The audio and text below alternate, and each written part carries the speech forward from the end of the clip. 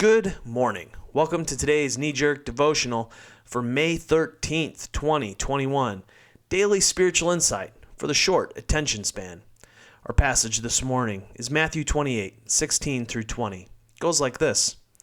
Meanwhile, the 11 disciples were on their way to Galilee, headed for the mountain Jesus had set for their reunion.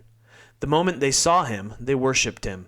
Some, though, held back, not sure about worship, about risking themselves totally.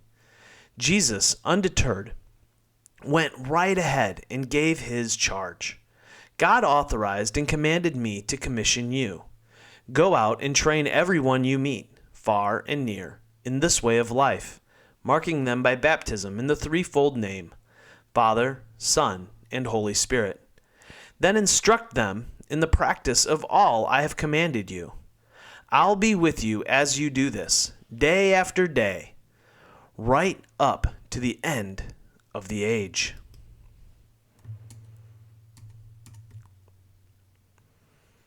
Now, as I consider the Bible and my Christian life, there are a handful of passages that truly shape me and have formed my identity. Hey, random thought. If you're listening or watching this, would you be interested in discussing those passages with me in a virtual event on Discord? Let me know in the comments, and we can get it set up. Anyway, Matthew 28, 16 through 20 is one of those passages. As I think about the scope of my life to this point, this little passage may have shaped my life more than just about any other. Today is Ascension Day on the Christian calendar. It's the day that the church commemorates Christ's ascension to the right hand of the Father. This scene in Matthew 28 is known as the Great Commission. As Christ ascends, he commissions his disciples to make learners, disciples, of everyone they meet.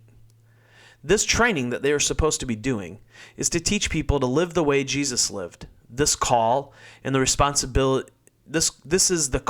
responsibility of the church.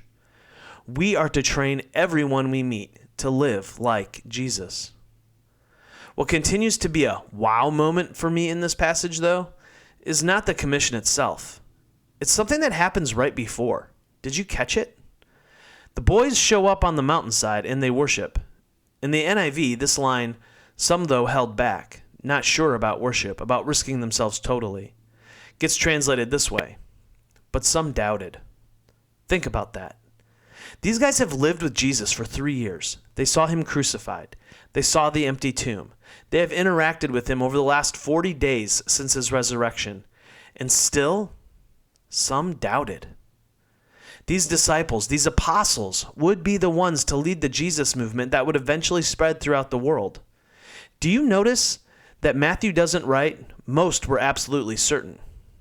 No, he highlights, but some doubted. From the beginning, doubt has walked hand in hand with faith in the Jesus movement. It seems to me that in today's faith climate, that doubt is a dirty word. So many clamor for certainty, but we don't need to. The movement was begun with doubt as part of it. Jesus doesn't do anything to dispel their doubt. It is acknowledged as a reality, and they are still called to teach the world about Jesus. I absolutely love that doubt is present at the very beginning.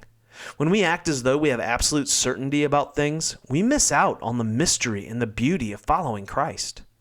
Certainty robs us of wonder. The more I follow Jesus, the more I think when he talked about how we must become like little children, I think he meant this very thing. I think he wanted us to hold on to our wonder at the glory of the divine that is found in the grace, mercy, and love of Christ. When Ethan was little, he loved trains. On the days that it was just he and I, we would often drive over to the train station in Normal, Illinois, to watch the train arrive and leave. He loved it. He was always amazed by it. The expression of joy on his face was infectious.